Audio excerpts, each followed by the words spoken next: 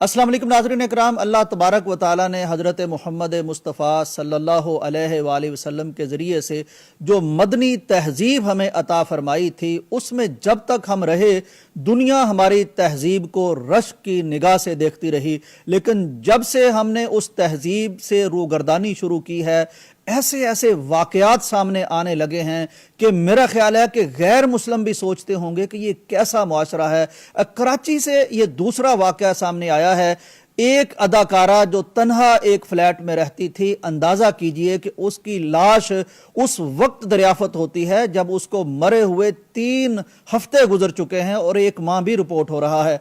नाजरीन, सोचना पड़ेगा कि क्या क्या ऐसे हालात पेश आ रहे हैं आज की नौजवान नस्ल को। सिर्फ 32 साल उसकी उम्र है, डॉक्टर्स की फैमिली से उसका ताल्लुक है, लाहौर में उसके वालिदैन रहते हैं। अब जबकि पुलिस ने उसके वालिदैन से राब्ता किया है तो उन्होंने लाश लेने से भी इनकार कर दिया है। अंदाजा करें, बाप, भाई, वालिदा किस चाव से अपनी बच्चियों को पालते हैं, तालीम दिलाते हैं, उनको कांटा चुभ जाए तो सारी सारी रात तड़पते रहते हैं। ये इतना फासला, इतनी दूरी, इतनी गैरियत के लाश तक लेने के रवादार नहीं है। नाज़रीन इकराम, ये इस तरह के वाक़यात हमारे मुआशरे में पेश आने शुरू हो गए हैं।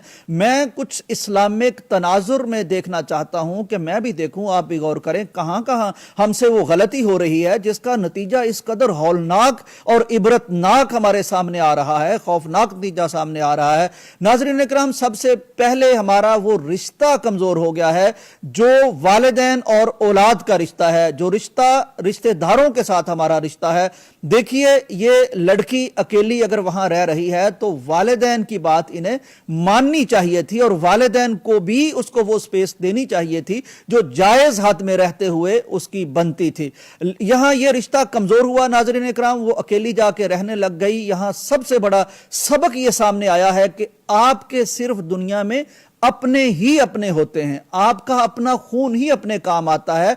आपके इंस्टाग्राम पर कई मिलियंस फॉलोअर होते हैं, लेकिन आपके साथ खड़ा होने वाला, आपकी खैर खबर रखने वाला सिर्फ अपना रिश्तेदार ही होता है, वालिदैन ही होते हैं। ये फॉलोअर्स अगर 9 माह तक भी आप कोई पोस्ट नहीं करते, आप गायब रहते हैं, तो इन्हें कख परवाह नहीं होती। ये किसी और को फॉलो कर चुके होते हैं, ये किसी और से अपने ताल्लुक की पींगें बढ़ा चुके होते हैं। हैरतनाक बात यह भी है कि पिछले साल से ये खातून किराया नहीं दे रही थी और बिल आखिर जब इसके खिलाफ केस किया गया और बैलफ के जरिए से छापा मारा गया तो पता चला इसको तो फौत हुए ही 3 हफ्ते गुजर चुके हैं। नाज़रीन, दूसरा इस्लाम का अहम तरीन सबक जो सामने आता है, यानी पहला ये कि वालिदैन की फरमाबरदारी और रिश्तेदारों से जुड़ के रहना, सिला रहमी जो इस्लाम ने हमें सिखाई है, इस कदर अजीमुशान इसके फजाइल हैं। सिला रहमी का मतलब क्या है कि रिश्तेदार एक दूसरे के टच में रहें, राब्ते में रहें, उनसे बाखबर रहें, उनसे हुस्ने सलूक करते रहें,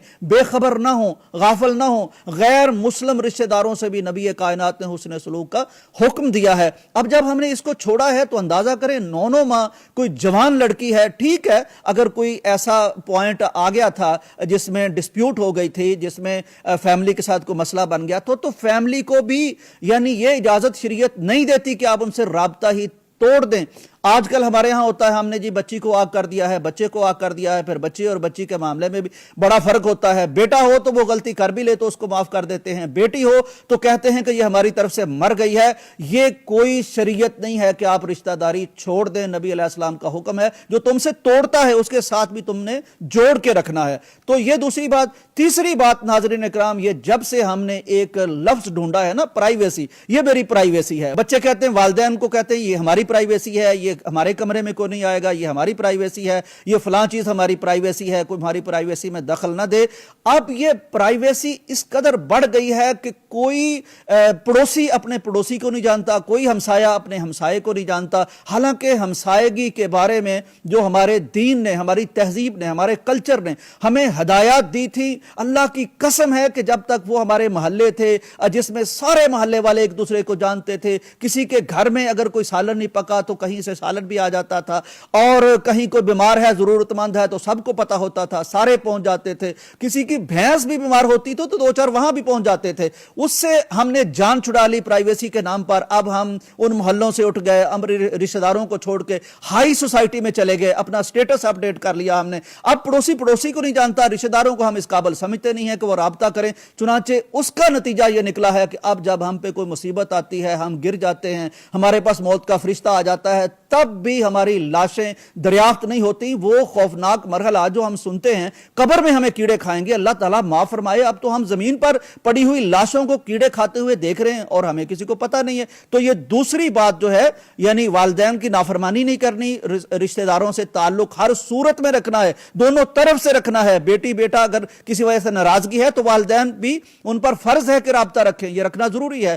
اور تیسری بات کہ ہمسایوں سے جو تعلق ہمیں اسلام نے اور دین نے سکھایا تھا وہ بھی ہم نے چھوڑ دیا ہے۔ آخری اور سب سے اہم بات نبی علیہ السلام کا یہ فرمان ہمیں یاد رکھنا چاہیے، اس وقت بہت زیادہ ابھر کے یہ سامنے آیا ہے اور بہت زیادہ یعنی ان موجودہ حالات میں ہمارے لیے مشعل راہ بن کے آیا ہے۔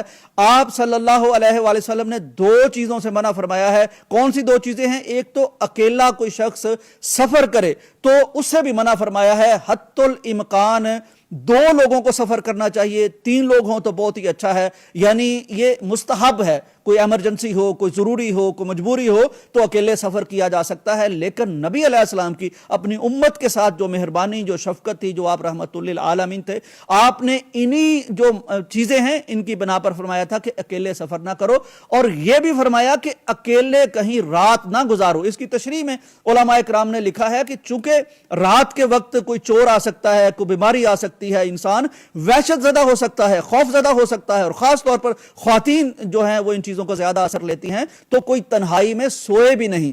اب یہ دیکھیں کہ نبی رحمت للعالمین کہاں کہاں ہمارے ساتھ شفقت فرماتے ہوئے نظر آتے ہیں۔ یہ ساری جو میں نے باتیں کی ہیں دین کی روشنی میں، اگر ان پر عمل ہو رہا ہو، مجھے بتائیے پھر اس طرح کا کوئی واقعہ پیش آ سکتا ہے؟ کوئی والدین یہ برداشت کر سکتے ہیں کہ اپنی بیٹی سے 7 سال سے مقاطعہ کر کے بیٹھے رہیں اور لاش لینے سے انکار کر دیں؟ یہ کوئی شریعت نہیں سکھاتی۔ اور کوئی بیٹی یہ گوارا کر سکتی ہے کہ وہ پیدا کرنے والے اور تعلیم دلانے والے اور سارے اس کے نخرے اٹھانے والے والدین سے وہ روٹ کے کہیں جا کے بیٹھ جائے، کسی بھی نام پر بیٹھی ہو، خواہ اپنی آزادی کے نام پر یا کسی جدید نعرے کے نام پر؟ تو یہ بھی نہیں بنتا۔ اور پھر اگر پڑوسی جو نبی علیہ السلام نے ہمیں حکم دے رکھا ہے اس پہ عمل کر رہے ہوتے تو یہ کیفیت نہ بنتی۔ اور پھر جو آخری بات ہے کہ تنہائی کے حوالے سے نبی علیہ السلام کی جو تعلیمات ہیں، یہ آج اپنے بچوں کو بھی بتائیے، سب کو بتائیے، پلٹ آئیے اس سے پہلے کہ اللہ نہ کرے یہ کلچر عام ہو جائے کہ لاشیں اس طرح برآمد ہوا کریں، کوئی سال کے بعد، کوئی 6 ماہ کے بعد، کوئی 3 ماہ کے بعد، کوئی 3 ہفتے کے بعد، کوئی 3 دن کے بعد۔ یہ کلچر عام ہونے سے پہلے پلٹ آئیے اپنی اصل کی طرف، اپنے دین کی طرف۔ اسی میں ہماری دنیا کی کامیابی ہے، اسی میں آخرت کی کامیابی ہے۔ اجازت دیجیے، اللہ حافظ۔